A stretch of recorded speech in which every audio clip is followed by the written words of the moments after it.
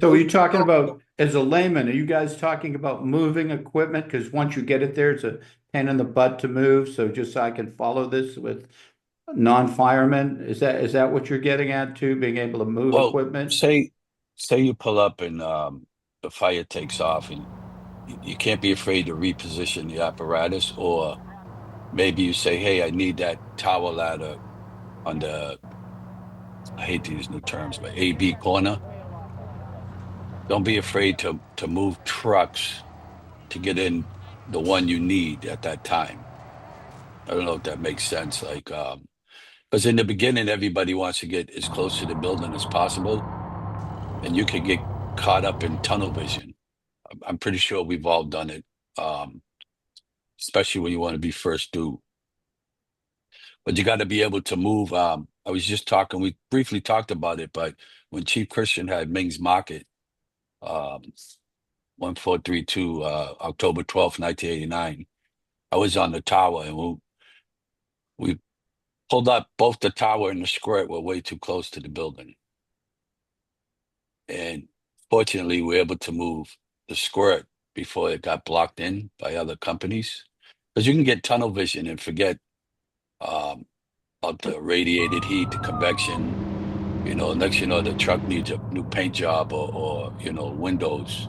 So you got to really think about apparatus positioning from the first engine up to even the district chief. Sometimes it's hard to tell the aide that, hey, we don't have water, so stop trying to get in front of the building. I'll start with Jimbo Kennedy, with the lieutenant on ladder 20. And every fire officer from lieutenant all the way up to deputy chief subscribes to it's an old acronym. It's probably changed now, but the first is size up, then you have sufficient help, then you have life hazard and exposure. Those are the first four. Jimbo Kennedy sized up the fire from a quarter of a mile away, knew what he had. Sufficient help, he ordered a second alarm immediately, which more than doubled his first alarm response. The next concern is life safety. Now, when ladder 20 arrived at Bellflower Street and Boston Street, he almost instantly recognized that the life hazard wasn't going to be an issue. So he had the ladder truck backed across the street, out of the way. Normally, they would go into the front of the building to ladder the building, but he said, we're not going to need that ladder truck, get it out of here. And then immediately started to run a line of hose to protect an exposure. So subconsciously or otherwise, he went through those first four steps. And every officer is obliged to do that. What I believe happened that day, you can correct me, Mike, if I'm wrong, is when they were striking these alarms, they'd say, have the third alarm companies come in Dot Ave to Dorset, or come in this way. They just give the general areas where they go into. And again, this goes back to what Mike mentioned, how we have the order of operations. We do it without even thinking. These companies come in, you didn't have to tell them what to do. They needed to get big lines, get their connected to a water supply, get those big lines in the back. You didn't have to give these guys piecemeal instructions. They knew it from their years of experience, the company officers, just what was needed and what to do. So it was up to Chief Green, Chief Klaus to call for the additional help, to redirect the forces as they saw fit on that day. But the company officers, they were basically on their own on running those lines and seeing the severest points of exposure to play their water.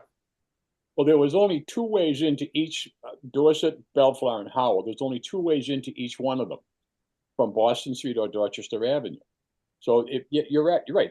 So they were able to surround it because of that. If the streets were configured differently, it might have been a different story, but it wasn't.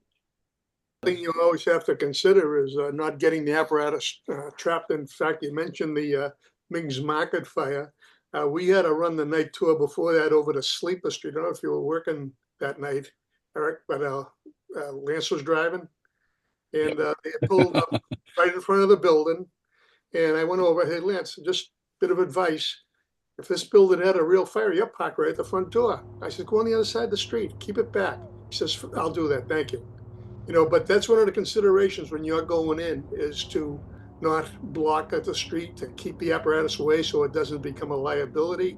And that's what Lieutenant Kennedy did on leaving ladder 20 out. He knew that this particular fire, the ladder company, wasn't going to be of any value in there.